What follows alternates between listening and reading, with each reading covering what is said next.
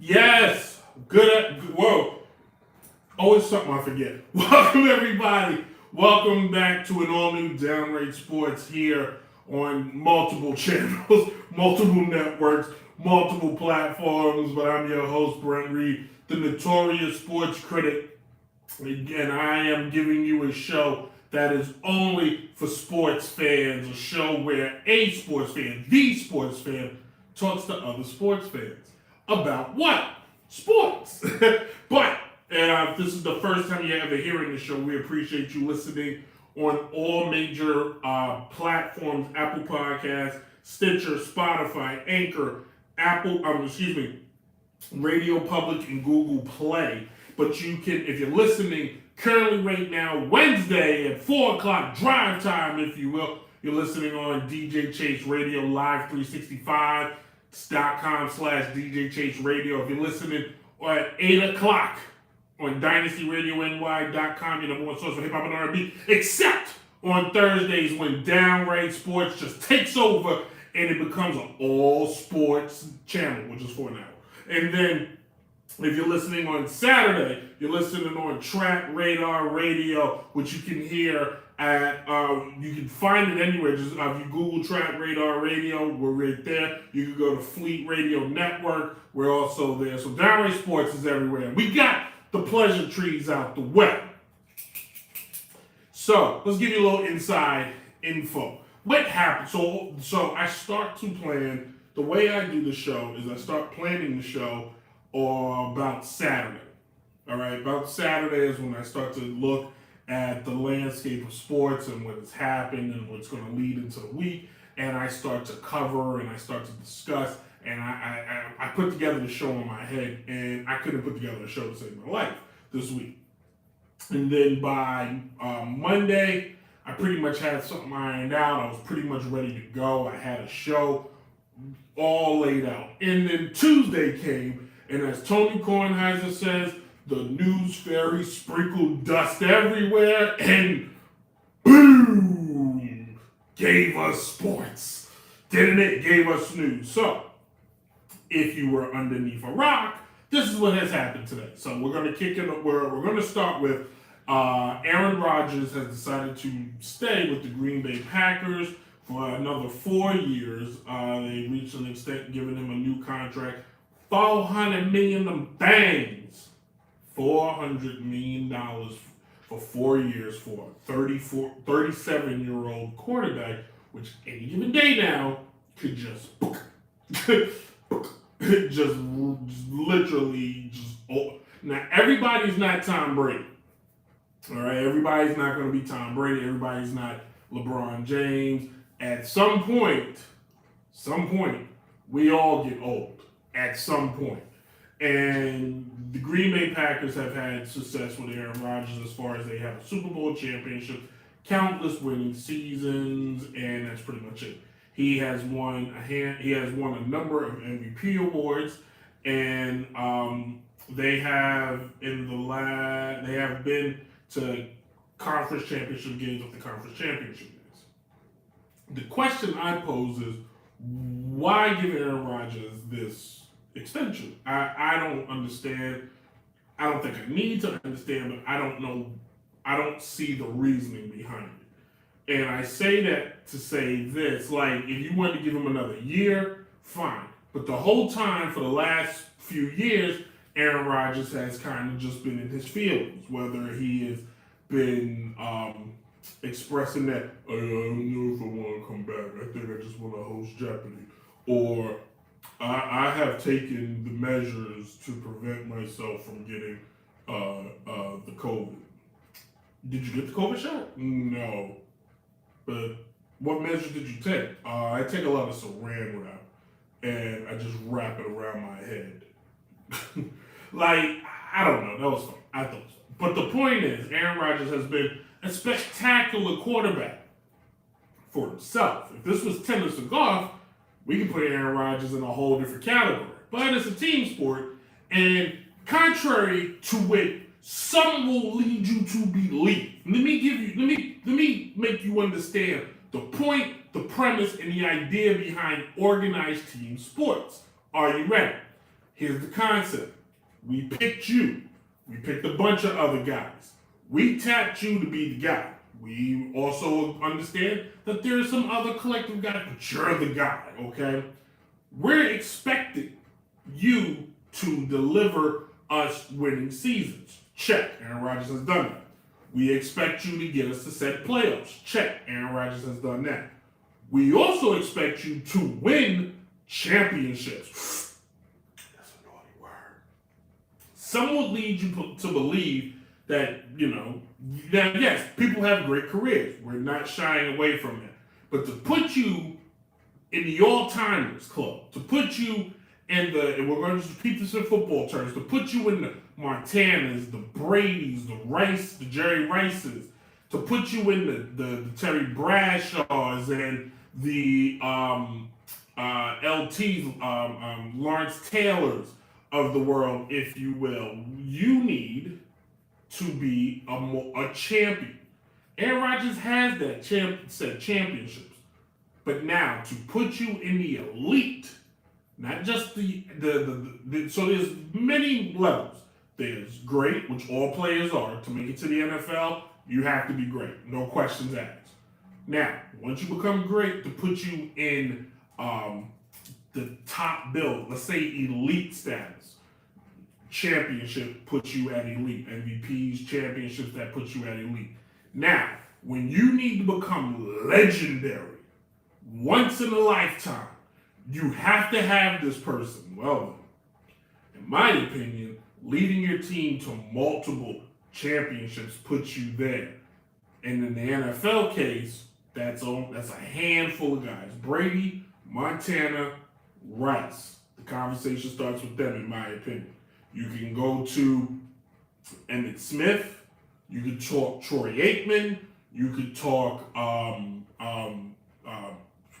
Michael Irvin, Deion Sanders. Why did I bring up Deion Sanders? Deion Sanders helped the 49ers win a championship, signed with the Cowboys the next year, they won a championship. Boom, elite. Ray Lewis, legendary. Excuse me, we're talking legendary. Ray Lewis, legendary. That's you're the guy. Now, I know the argument is, well, Eli's got two.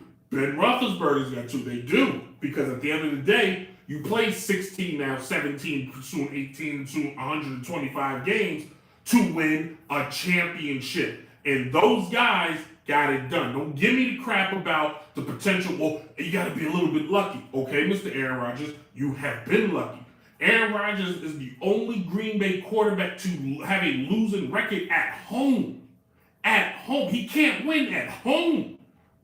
That's like inviting a friend over to play Madden. Said friend has never played the game before. Never. He plays, he's touched it, he's seen it, but he's never played. You play Madden every night. Always on it. Got a playbook. Strategizing. Remember when you would go to the game store or Toys R Us, you buy a strategy guide? You got a strategy guide. You're looking it up. You flipping through the pages, getting paper cuts. Your eyes hurt because you're reading so much. You're playing all night. You're playing kids of all age groups. And you invite this friend over who doesn't do any of that stuff. And that friend beats you. I don't care if it's once, twice, 3 times the lady. If they beat you, they have beaten you. In Aaron Rodgers' case, he gets beaten a lot at home in the playoffs.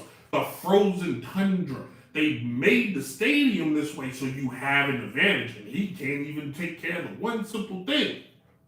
Home field advantage. So why, if I'm Green Bay, am I devoting the next 4 years of my franchise to this guy? Quite frankly, you haven't won anything with him. You got one Super Bowl. Newsflash, of 12 years ago.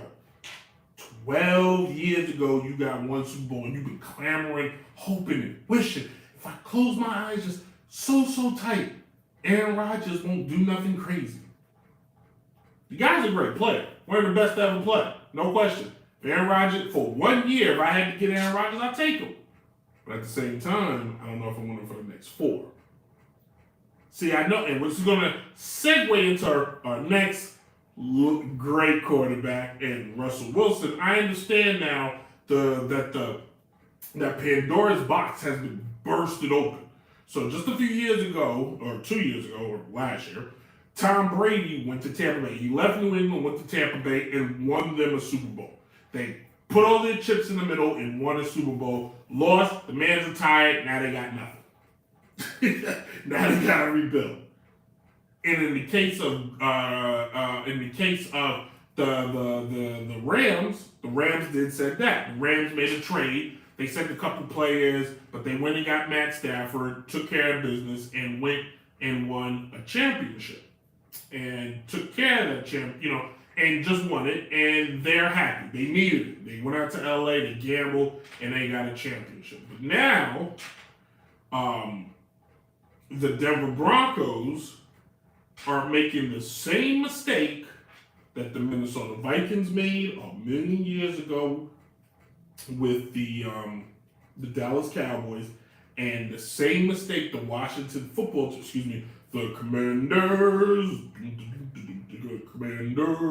Commanders made when they drafted RG3, Robert Griffin III, and they just gave away the house. So Russell Wilson is a Super Bowl winning quarterback. He has had countless winning seasons. He has been a very good quarterback, if not great quarterback to watch. This past season, 25 touchdowns, 6 interceptions. He played 14 games out of 17. He was hurt a little bit. In his career numbers, he is 104 and 53 and 1. He has so he's a winning quarterback. He wins. The guy is capable of winning. No MVPs, 9-time Pro Bowl, 1-time Super Bowl champion. Should have been 2-time, but he got one.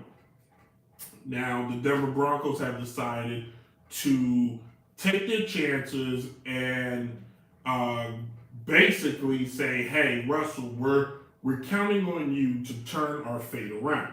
Now, last year, the team had Teddy Bridgewater, and was doing fairly well with Teddy as the backup or as the starting quarterback until Teddy got hurt. And Teddy got hurt bad, and hopefully we'll get to see Teddy play one more time. But I watched that game live when it happened. Denver has agreed to trade for the 33-year-old quarterback, who some may think could be towards the end. Okay, I'm looking for the draft. I did not write down the trade, and of course, when I'm looking for something, it doesn't pop up. Like 700 other things have popped up. I have commercials with Russell Wilson popping up. Like, I just want to see the stupid trade. Give me the trade. Give me the trade. Where's the trade? I thought Google was just gonna have it like pop up, but well, wait. Russell Wilson has been good. Russell Wilson has been stellar. Russell Wilson has been exciting to watch. But Russell Wilson has not been a Super Bowl caliber quarterback since his all-star running back has left, since that defense has been dismantled. But yet him and Pete Carroll have found a way to keep that team afloat. Russell's going into a new horizon with a new team. A team that got rid of his best defensive player. And the team defensively is still going to be good. And offensively, I'm sure this is the NFL. They will find some weapons here and there. But I don't know if I'm the Denver Broncos, would I have given up everything in the world to get Russell Wilson. I don't know if that was necessary. Denver has traded its 2022 first round pick, which is ninth. Its 2023 first round pick. Its 2022 second round pick.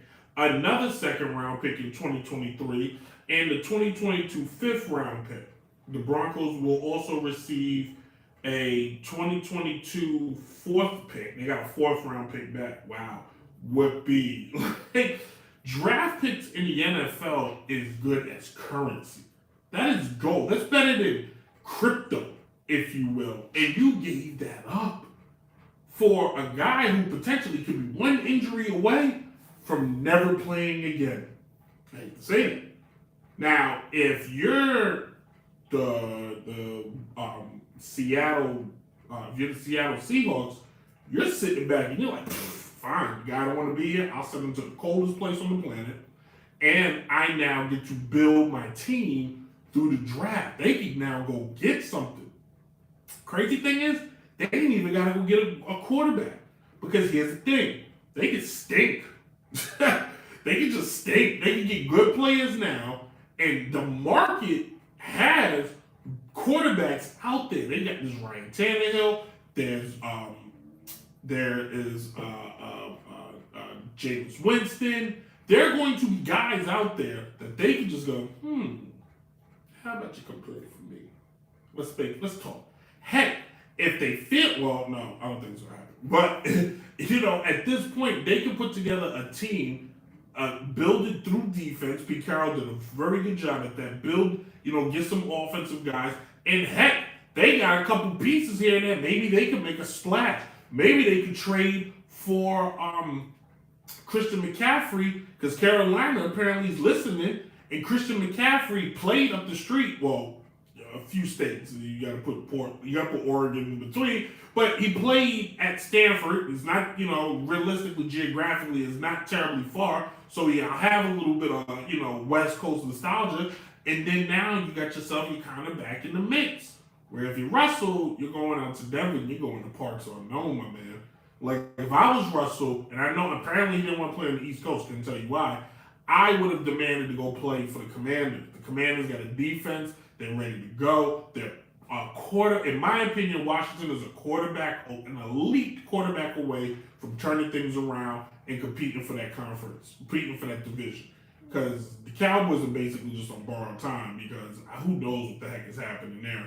They just basically look good by default. The Eagles could easily slip up and just be the best team, because the Giants are horrible. Did Denver give up too much? According to my Facebook poll, it was 50-50. 50-50 the people say yes, 50-50 the people say no. Me personally, I think they might have given up a little too much. I do. I don't know if Russell Wilson at this part in his career, if you don't have another elite player with him, that's the key word, another elite player, an elite receiver or an elite wide receiver, or a defense that's just stout, just stellar, just once in a lifetime, I don't know if you're going to get back your investment. And then what's the price here? Is one Super Bowl worth this gamble? Is one Super Bowl for now? If Green Bay can win one more with Aaron Rodgers, that's two for Aaron. Puts him in another category, because two ain't easy. Jordan said it best: win one, that's lucky. Win a second one, now you're proving something. So I think in the case of the NFL, just very little guys got two.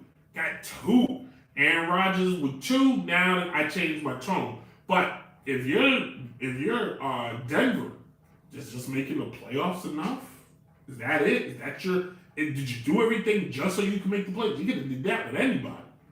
But now, if you're Seattle, I don't know how long Pete Carroll's got, but if I'm Seattle, I feel really good right now with this team I have laid out. I feel amazing with this team that potentially could turn out good. I know what some of you are saying. Well, you don't know what you're going to get in the draft. Well, I'm here to tell you, in the NFL, a draft pick, the Dallas Cowboys won 3 championships by building in the draft because of the Minnesota Vikings going after Herschel Walker. You don't believe me? Google it. I promise you, I knows what I'm talking about. Hey, this is Downright Sports here on many places. DJ Chase Radio, Dynasty Radio, and Trap Radar Radio. You can listen to these shows on live365.com/DJ Chase Radio. New episodes premiere at 4 o'clock. You can listen to it periodically throughout the station. You can also listen on DynastyRadioNY.com, 8 o'clock Thursdays. East Coast time you can listen on Trap Radar Radio Saturdays at 3 o'clock p.m. And you can just be barbecuing. Summer's coming, so you can barbecue also the show. But you can download the show on all major podcast platforms. Download anytime and listen. And we started the show off with a new DJ Chase song. We kicked things off with that. Divinity, and what we're going to do is we're going to throw in another DJ Chase track. Ghost is what we're going to get playing, and then also stick around. We're also going to talk about some big topics in the news. Well, nothing big. We're going to cover March Madness and stuff like that. If you're watching on YouTube Live, if you watched last week, I don't really take a break. So, or in here, so I may be able to talk to the dogs. I may talk to you. I may actually call some of this game I got on right now. We got Gonzaga and somebody is playing. I missed the other game. I was talking during the show. I wasn't paying attention. But Gonzaga's playing in the championship. So is Gonzaga, can they win it all? Probably not. I don't know who's going to win it all in college basketball this year. I'm waiting for the bracket, which, thank God, gee golly, I just remember this Sunday on Facebook Live. We're going back to Facebook for one night. On Facebook Live, we're going to do a bracket show. We're going to break down the bracket. I will pick, and I'm going to try to get some people to pick bracket 2, and where I'll break down their bracket. You'll be able to listen to the show. You can download the show at I want to say the next day. Let's just say the next day, because it'll probably be ready by midnight. But let's go on record, just say Monday. Monday morning, you can download the bracket show. So it's gonna be a special bracket show. So actually, next week you will get not one, but 2 downright sports shows next week. Soon as the last tournament is done, soon as the brackets are ready, I will break the brackets down to the best of my ability, because this is a sports show. This ain't an analyst show. And when you do, St. Mary's. And when you're the Notorious Sports Critic, kids, all you do. That's all you do. All right, we'll be right back. I want to hold my time this segment. We'll be right back with more Downright Sports Throwing on Ghost by DJ Chicks. Yeah!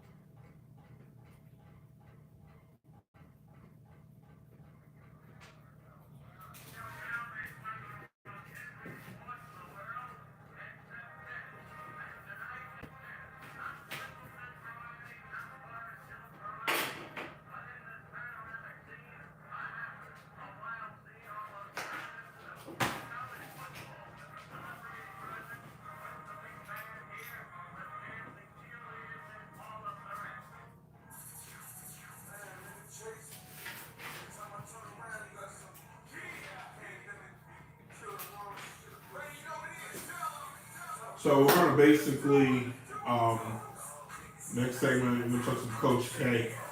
You know what I'm saying? Great coach he is. I'm gonna get up. I'm gonna try to share the show so other people can watch.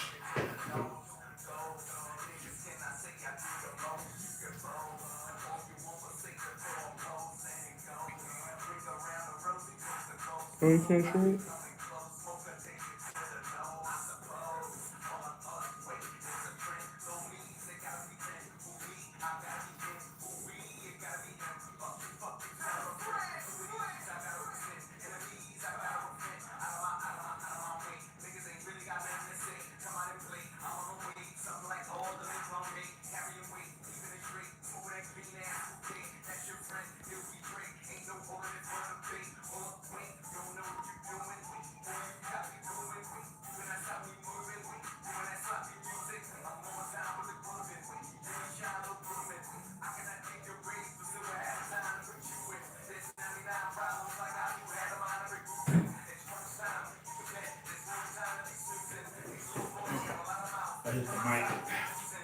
So it's a lot of college basketball. So the championship week is probably like the craziest week, right? We got Gonzaga, St. Mary's. St. Mary's down by 4. And moving the ball around. These two teams, they just play fundamental. You ain't got to worry about any big stars. Fearless basketball. I always say these schools have fearless basketball. Like, they attack the basket, shoot the ball, like reckless abandon, as some would say. Like, they don't, like, they're not fancy at all. Not like a Duke or UNC, which are great schools. Don't get me wrong. But like these, like I don't want to call them mid majors because Gonzaga is pretty big, and both of these teams go into the tournament all the time. But like, look at this. Like, what the heck is number 12 doing? That is a turnover. They got the ball back, St. Mary's. Hold on, let me give you this. St. Mary's and takes the ball at the top, middle of the court, drives to the basket, high layup off the glass. He misses that. Gonzaga gets the rebound, looks to the open court. Number 3 hits the mid-range jumper, misses that. St. Mary's with the rebound. 12, the point guard brings the ball up court, slows it down a little bit after some sloppy play. Looks to set up the play, kicks it to number 14. 14 with a nice little handoff pass back to number 12. The screen by number 11 down to the basket, looks for the shot, but Gonzaga, and he makes that ugly layup. Gonzaga has done a great job in closing that the paint, not allowing a very open paint for you just to just drive down the middle. And if you look at St. Mary's doesn't do the same, but they do a very good job of switching on defense. But Gonzaga, the big man down in the post, working hard as we're going to get ready to get back into this show. I just lived out a lifelong dream, so.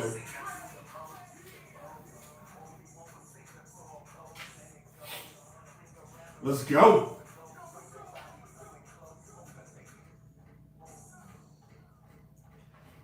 Here we go. Welcome back. Welcome back. If you're listening here on the radio, if you're listening to the show, little DJ Chase Ghost. So we're going to change it up a little bit on this show. So if you're listening on DJ Chase Radio, and if you're listening on Dynasty Radio, you will get the news. It's just news. That's what I'm calling it. You're going to get It's Just News.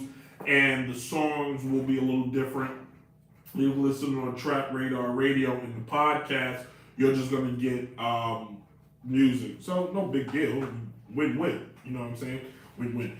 This past Saturday, Duke played UNC, and Coach K coached his last home game, believe it or not, in Cameron, and he lost. It's sad, and he was not happy.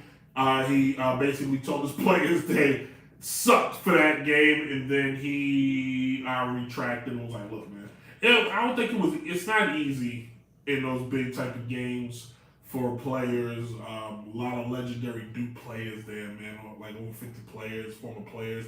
There, Grant Hill, Hall of Famer in the building. Christian Laettner is in the Hall of Fame because he was in the Dream Team. So I don't think it was easy for those guys to just like sit back and, you know, kind of, and it threw off their rhythm. You know what I mean? Because they had the ceremonies before the game, and they should have probably waited to do the ceremonies because I never had anything to that degree. But anytime when I was coaching, anytime the players had anything that threw off their routine, it always messed things up. When we had like big games and we would have like ceremonies before the game, it was just always, you know, the players were just thrown out of whack. Their warm-ups were just thrown out of whack. So it always just messed things up a little bit. But congratulations still to Coach K for a fantastic career, man. So when it comes to Mike Krzyzewski, which is his name, Mike Krzyzewski from Chicago, Illinois, what was his impact to the game? You know, that's a question I think is fair. And his impact, I think, is one that John Wooden basically changed the whole idea. John Wooden, you know, obviously his pyramids of success, and his countless wins and all-time wins as far as a coach, and his countless Hall of Fame players, and you know, you basically, when John Wooden retired, you weren't going to find anybody else to be in John Wooden. It was John Wooden and everybody else. Dean Smith is in that same category. It's John Wooden, Dean Smith. Bobby Knight was in that. Bobby Knight, I think, not finishing his career at Indiana kind of tarnished that a little bit, because when you think of the college coaches that you just Wooden, UCLA, Dean Smith, UNC, Coach K, Duke. You know what I mean? Even you have I can't think of anybody's name anymore. Syracuse, Jim Boeheim at Syracuse. The fact these guys stayed at these places, they became They became the figureheads. Joe Paterno at Penn State. Like, they became the university. They almost became bigger than the university, if you will. And I think what Coach K has done for the game of basketball from a college standpoint is he made it, while you think about it like this. Coach K takes over Duke, and Duke was good, in his past. Duke has had some trips to the NCAA, but nothing compared to what Coach K does. And he takes over, people are like, who the heck is this guy? And he makes to the Final Four in like his third year or something like that, his fourth year. And then from then, it's just boom, boom, boom. And he gets countless great players, but then the game starts to change. So you add the Fab Five. Hey, what we could do? We could get 4 of the baddest man jammer brothers you ever seen. They gonna wear black socks and black sneakers. They gonna wear baggy shorts. And this is team hip hop. And then there's Coach K and Duke. Take your pants, button up, shake your hand, lay up, championships, back to back, if not that. Then you had, because remember the argument was always, well, UNC had the better players. UNC had the better professional players. They had Jordan, Jerry Stackhouse, James Worthy, Kenny Smith. The names just flow out your mouth. Vince Carter. The name, you can just regurgitate names, okay? And it was Duke. All right, Duke has nobody. Who's Duke have? They have Grant Hill. But Christian Laettner was one of the baddest dudes to play college basketball. And he had a pretty good NBA career. He played 11 seasons. I think that's pretty well. That's pretty good.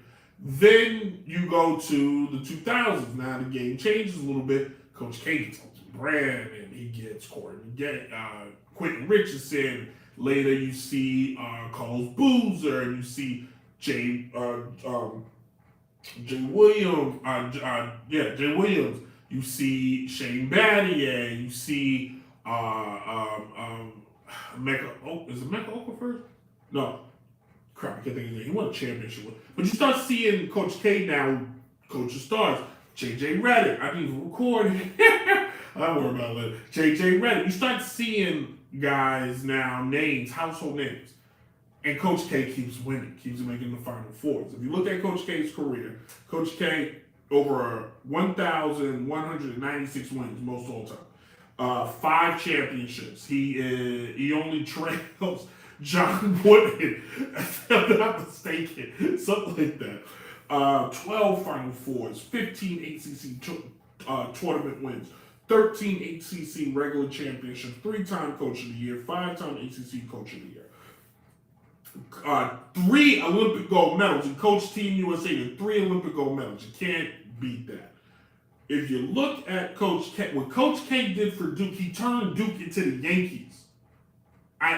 Say what you will, there's Kentucky, right? But no team in America sparks more conversation than Duke when it comes to college basketball. Who's Duke playing? Oh, I'm rooting for the other team.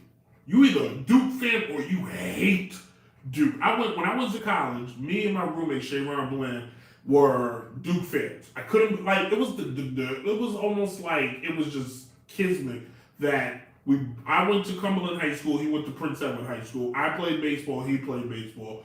He was a 10-time better athlete than I ever imagined to be. But Shayron finds himself in the room with another Duke fan.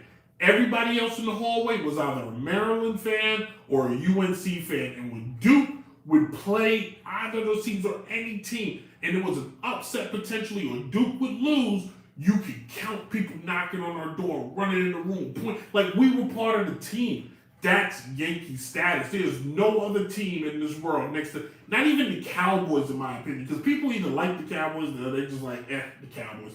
But people don't stay, like they don't go out their way to make sure that your team loses. Nobody goes out their way more when it comes to hating Duke and hating the Yankees or Manchester United. Like, that's where, if Duke was a professional team, they would be in the Forbes 500. They'd be in that 1% category with the Cowboys, the Yankees, the Lakers, Manchester United. Like, they would be in that stratosphere because That's what Coach K has done for the team over year after year after year. Say what you will. You got Duke. The Duke jerseys go hard. Duke teams up with Nike. Nike and Duke, they just have a great partnership. And then it just blows up. Kyrie Irving dropped 50 tonight in Charlotte. Good God. You got, if you have, if you take what Duke has done and you take and you compare it to other schools, Coach K has basically put the team head and shoulders above any other program. Now you got to ask yourself, and you got to really be honest and truthful to yourself if you're a Duke fan, such as I am. What does Duke do now without Coach K steering the ship? Because this could turn out bad. Like, this could turn out like when Dean Smith left UNC, there were some dark days. There were dark days for UNC until Roy Williams showed up. You know what I mean? Kentucky had dark days after God, who was there? Was it? No, he was at Kansas. Larry Brown was at Kansas. But Kentucky had not been the jug until Calipari kind of showed up. Like Rick Pitino. Rick Pitino was there. He had the team looking good. Pitino leaves to go to the Knicks. The team kind of floats around. Calipari kind of restored that aura. UCLA hasn't had that aura, honestly, since John Wooden stopped coaching almost 40-something years ago. If I'm not mistaken, he stopped coaching like 79. 40 plus years ago, John Wooden stopped coaching. And think about that, you know what I mean? At Georgetown, Big John the First, John Thompson, has not coached in decades. And the team has not reached the level that it had. I mean, I don't think it went to a national championship like 10 years ago, but the team is now a shell of itself, you know what I mean? So, for Duke to stay at this level, because the name Duke will still resonate in people's minds. Duke has to keep winning. This coach can't let him down. He's got to keep the team afloat. He can't think that he is bigger than the program, because now the program is bigger than anybody that sits in that chair. Coach K has elevated the Duke University men's basketball program to a level that is never going to be done again. You're not going to get another Coach K. You're not going to get another Jim Boeheim. You're not getting guys that's going to be at a program for 40 years building it. The money's too good in other places. Guys get lured away by the NBA. Guys get in trouble. To think that Coach K survived scandalous, almost, still early, but he survived scandalous. Like, that's saying a lot. You gotta commend the man for that. You know what I'm saying? Gotta tip the old cap there, governor. Gotta tip the old cap. Anyway, hey, so what we're gonna do next, we're gonna go into It's News. We're gonna talk about some of the biggest news stories of the day. I got a headache. I drink old coffee, which was stupid on my part. I was trying to stay awake and I reheated it, and I think I'm pretty much just drinking like syrup. That's what it tastes like. So I'm drinking water the rest of the night. Not to the water, but to the fact I just basically gave myself a headache from this nasty coffee. But we're gonna do the news. If you're listening on Trap Radar Radio or you're listening to the podcast, you won't get the news. Sorry. If you got a problem with it, you should leave me a comment at downraysports11@gmail.com. How about that plug? All right. Hey, the Masters is coming up, you know. Least favorite of the golf events. The Masters is, in my opinion, least favorite. Not a fan. I don't understand. I think it's a beautiful course, but I don't understand. And I don't have to understand. I just wait for the British Open. That's my favorite. I'm playing. I think I'm going to play next week. I got Sunday off. I got Sunday or Wednesday off. I don't have enough money. I don't think I have enough money. I'm going to play. I'm going to start playing soon. But the thing's supposed to rain. I'm going to just start playing. I'm going to go to the driver. That's enough. It's news. We'll be right back. If you're watching on YouTube, stick around, get the behind the scenes. If you like the behind the scenes stuff, watch on YouTube Live. You'll see me do some crazy stuff. Hey, I may even play with the dog. Next week, the dog will be in my lap. That's right. This is my best views I've ever had. Ever. All right, we'll be right back. Notorious Sports.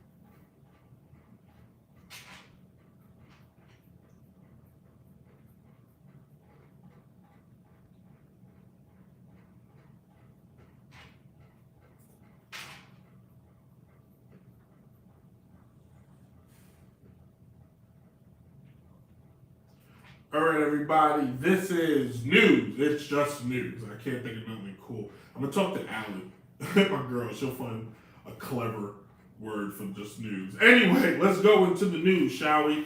Kicking things off, the Green Bay Packers, after giving Aaron Rodgers $400 million, they decided to franchise tag his favorite wide receiver, Davante Adams. They franchise tagged him. He should be making around $19 million just this year, just to chill out. Davante had 11 touchdowns this year, over 1,000 yards receiving, and over 120 yards catching. He's actually down 8 touchdowns from the previous year. Moving on to the madness, brother, college basketball. The tournament's in full swing. In the men's basketball, the conferences who already have champions for the first time. Farmville, stand up! The Big South champion in men's basketball is Lynchburg College. Inside baseball, I lived in Lynchburg for many years. I said that all wrong. Longwood University is won the Big South. I said that wrong and I caught myself. For many years, I lived in Farmville, have played basketball at Longwood, have hung out at Longwood. So, big shout out to Longwood for doing in the Big South. Going and cashing a ticket to the tournament for the first time. Ohio Valley, Murray State won that championship. The Missouri Valley, Loyola Chicago has won their championship, going back to the tournament. Currently, right now, playing for the WCC championship, so like a wrestling championship.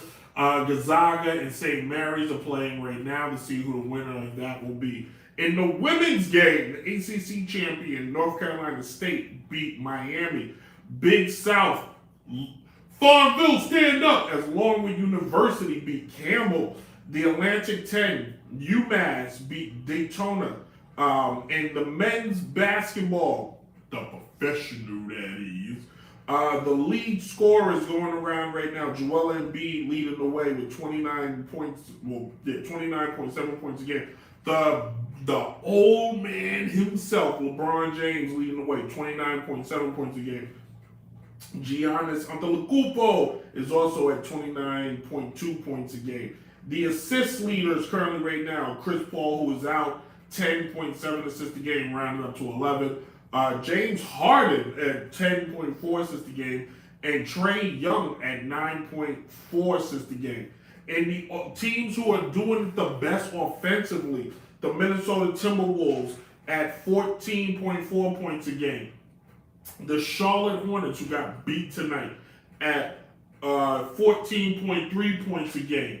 Then you have the Milwaukee Bucks, the champions, at 14 points a game. The best defensive teams in the NBA, the Cleveland Cavaliers, at 3.3 points. This is how many points they're allowing. They're allowing just at 3.3 points a game. The Dallas Mavericks, led by Jason Kidd, at 3.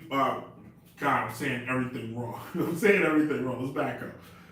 Cleveland is allowing only 103 points a game. Dallas is only allowing 103 points a game, and Boston's only allowing 104 points a game. I was reading and got cross-eyed, and just the dyslexia kicked in. Sorry, guys. Live radio, nothing like it. The standings currently right now, Miami's leading the way at 1. At number 2, the 76ers, the Bucks are 3, Chicago 4, as Chicago is 4.5 games back, and the Celtics are 5 games back. Currently right now, the Knicks, the Wizards, the Hawks, and Charlotte are all sitting at 9, 10, 11, and 12. In the West, what's up? The Suns are sitting pretty at 8 points with a lead of 8 games. The Grizzlies are 2. The Golden State Warriors are 3. The Jazz, 11 games back at 4. The Dallas Mavericks, 11.5 back. Nuggets, 12.5 back. The Lakers are currently sitting at the 9th seed. This has been the choppy, sloppy, worst It's news ever. Downright Sports when we return.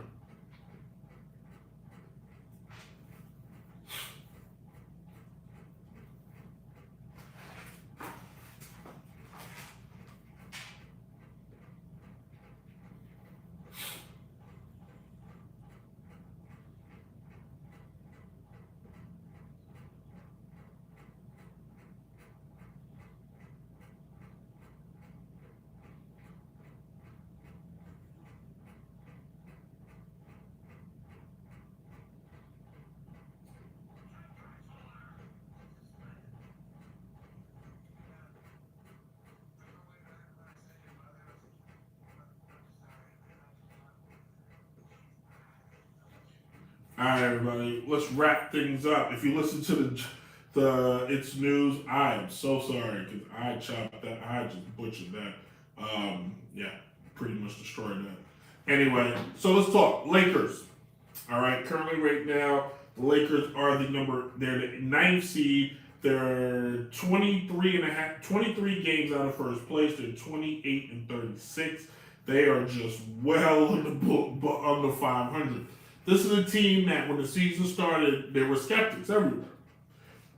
Some were smart to say, I don't know how this team looks on paper.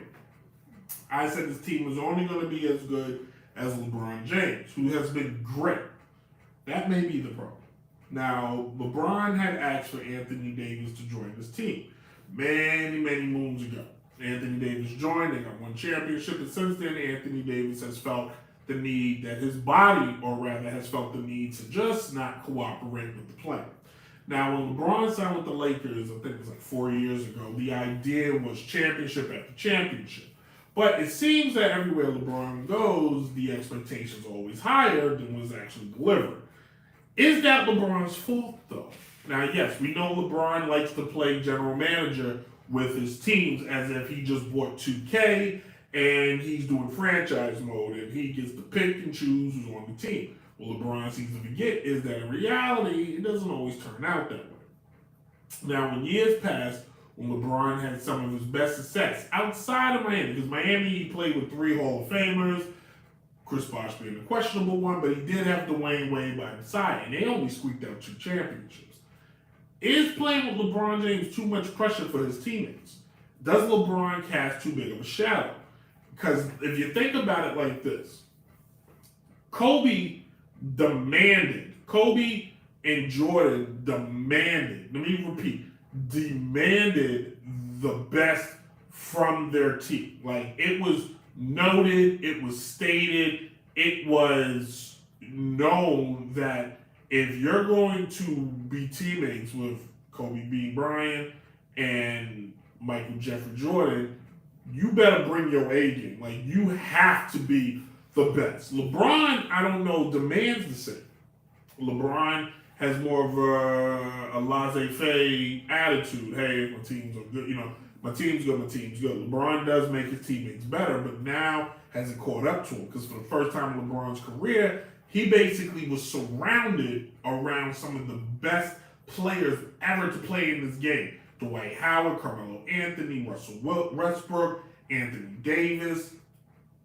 Like, these guys, without a question, are they at one point in their career were the elite of the elite.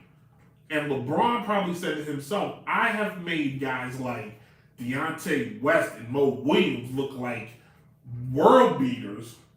I've made Ilgauskas look like he was the second coming to Shaq. I had Kevin Love I had everybody looking like Mario Chalmers. Everyone who played for me always looked like they were just like some other team missed out. But this time, go give me guys who have been the man on their team. And because of that, LeBron now is finding himself in a very unique scenario. So everybody wants to blame Russell Westbrook for playing abysmal in terror. Russell Westbrook is only playing the game he knows how to play. That is 100% all the time and just reckless abandon. The reason why he was able to get away with it for so many years because nobody expected anything out of those teams. Nobody was picking when Kevin Durant left OKC was picking those teams to be any good, but Russell Westbrook kept those teams afloat. Nobody was picking him in Washington to do anything, but they found a way to make it work. Because when you're on a team that has no expectations and you just do the bare, and when you exceed, is that the word? when you do more, let's just keep it simple. When you do more than what teams expect you to do, you look like the best in the world. Carmelo Anthony, prime example. Great. If Carmelo and LeBron could have played in Carmelo's prime, we're talking Shaq, Kobe. We're talking Jordan Pippen 2.0. But it never happened. It didn't. So you're getting a Carmelo Anthony that the Knicks beat down, destroyed. Carmelo, you never buy a car from New York. Ever. Carmelo Anthony is a car from New York. Why? He's got street mileage. He's got the wear and tear of the winters. Salt erodes the bottom of the car. He's got bad wear and tear. His wheel bearings is all off. No matter how many times you get the car balanced and rotated, just don't drive the same. Obviously, he went out to OKC. Nobody remembers that one. You forgot about the Houston stint, and for a while, it looked like, well, he'll never play again. It was almost as if LeBron made him go to Portland to audition to come to LA. Because why didn't LeBron ask him to come to LA after the OKC situation? He just let his friend dangle in the wind like a candle in the wind. He just did. And then you're asking Dwight Howard, who has not evolved to the way the game is played today, and it's not Dwight Howard's fault. The game changed in Dwight Howard overnight.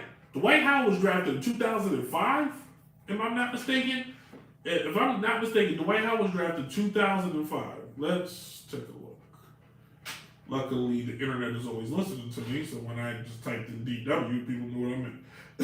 The 36-year-old, Dwight Howard's older than me. I know that. The 36-year-old center, when was he drafted? That's like Oprah. When was Dwight Howard drafted? He's only 6'10". Fresh out of high school. No, he was drafted in 2004. First round pick, 2004. Did not see that coming. Anyway, Dwight Howard drafted in 2004 by the Orlando Magic. Who was the people he idolized? Shaquille O'Neal. Patrick Ewing, well, not Patrick because he didn't learn how to shoot the ball, but Shaquille O'Neal. That was the gold standard at center. Like if you were a center, you wanted to be Shaq. Now, if you're a center, you want to be a point guard. That's just the way the game is. But Dwight, not to a fault of his own, if you remember many, many years, Dwight Howard had the Orlando Magic looking beautiful. Him and Jameer Nelson and Hudo Turkoglu and those guys, they had that team looking good. But nobody was expecting that team to win a championship. Not a single soul. So every year they did good. It was, oh my God, they're exceeding expectations. And then the one time they get to the finals, Kobe Bryant said, who are these guys? And why are they here? Let's get rid of them. Like, for real. Since then, Dwight Howard did just like the rest of them. Oh, we'll play here no more. Trade me. And then he never was the same again. For 2 reasons, the game changed. Carmelo Anthony, the year he won 50, he helped the Knicks win 50 games. Oh my God, nobody expected that. Exceeded expectations. These guys are great players, but they're not the type of players LeBron needs right now in his career. Anthony Davis is supposed to be that. Anthony Davis is supposed to be the guy. Anthony Davis is supposed to be the guy that LeBron James is not supposed to average almost 30 points a game. LeBron should be right now averaging a nice, comfortable 25 and turning it on when he needs to. And LeBron went off for 54 points the other night, and he's hurting. The man's old. And it's not his fault that the Lakers are bad. It is fault. Now, does he bear some of the responsibility? Probably. But at the same time, this is where ownership has failed LeBron in his whole career because they're so afraid of the aura of LeBron. They did not make the necessary moves to keep this guy in winning condition. The one executive that tried, LeBron ran from. Pat Riley. I bet you LeBron wish he stayed there. But if LeBron couldn't have ran to every team in the league, I mean, he could have, but he couldn't. It would have been impossible. If the Lakers with the clout in the championships and the banners and the purple and orange, the purple and gold, yeah, right, purple and gold, something like that. If they would have just stood their ground, looked LeBron in the face, and said, "Look, man, it's not Westbrook. We want Buddy Hill. We want this one. We want that one. Or here's a crazy idea: let's keep LeVar Ball. Let's keep Kuzma. Let's keep Brandon Ingram, who last night went off for 40 points against Denver. He had a shootout with the league MVP and Djokovic. They had a shoot. They were balling. Those guys could be helping LeBron win. Those are the type of players LeBron has won in the past. But I think LeBron, after the Cleveland 2.0, basically put it in his mind he needed to go get other elite players. but it's not. These guys are not elite players. They're not on LeBron's plateau. They're great players. Let's calm down, people. They're great players, but they're not what LeBron James is. They can't even. LeBron, the one thing LeBron can't elevate his players as his teammates to do is to play on his level. The one guy that could was too scared to play with LeBron, which is my point. Kyrie Irving. Kyrie Irving was the best teammate LeBron had since Dwayne Wade. It could have been better, but he's got his own head issues. So if I was LeBron next year, if he still got it in him, I don't want none of these guys around. Go get younger talent. Younger players have no fear. Younger players are not going to be afraid to take the big shot. Younger players will shut up and listen to you, LeBron, because you are LeBron James. Russell Westbrook is 30-something years old. Carmelo Anthony's almost 40. These guys are set in their ways. They're not going to change. LeBron plays his best when he basically plays with the third unit, to be fair. So next year, if I'm the Lakers, which will probably be an episode where I pretend to be the Lakers executive, I'm trading Anthony Davis first chance I get. And I'm not trading him for another superstar unless you can get, pretty good value for him. But I'm trading Anthony Davis for potential picks, maybe play, get a collective group of players. LeBron can make anybody great. LeBron is the best point guard in basketball. Period. Chris Paul, second best. LeBron is the best. So if LeBron wanted to extend his career another 10 years, he ain't got to shoot another basketball. He just play like Magic Johnson. Just pass that thing around. I'm telling you. But they need to trade Anthony Davis in the offseason. Go get some better players. And I promise you they can win a championship. They damn sure ain't going to win it this year. This season's over. And they look bad. There's like fire burning in the crypto. It's so bad. The Staples. They ain't even Staples Center no more. It's crypto. That's stupid. That's a stupid name. I'm done. I'm out. This is Downright Sports, everybody. You enjoyed. We'll see you again next week. We'll be back. Don't forget the bracket show. Downright Sports, the bracket breakdown this Sunday, live on Facebook Live. We will be back, and then you can download it Monday morning. You can download the podcast. We'll be back next week on everything. You can listen to the show every Wednesday, 4 o'clock drive time, live365.com on DJ Change Radio. You listen to the show every Thursday at 8 o'clock at night on DynastyRadioNY.com, and every Saturday at Trap Radar Radio at 3 p.m. Download the podcast on all major platforms: Apple Podcasts, SoundCloud, Apple Podcasts, Stitcher, Google Play, Radio Public, Spotify, and Anchor. I appreciate you guys. Looking for us on all major social medias under Downright Sports. Email the show at downrightsports11@gmail.com. Deuces. You guys be safe out there, and see you later.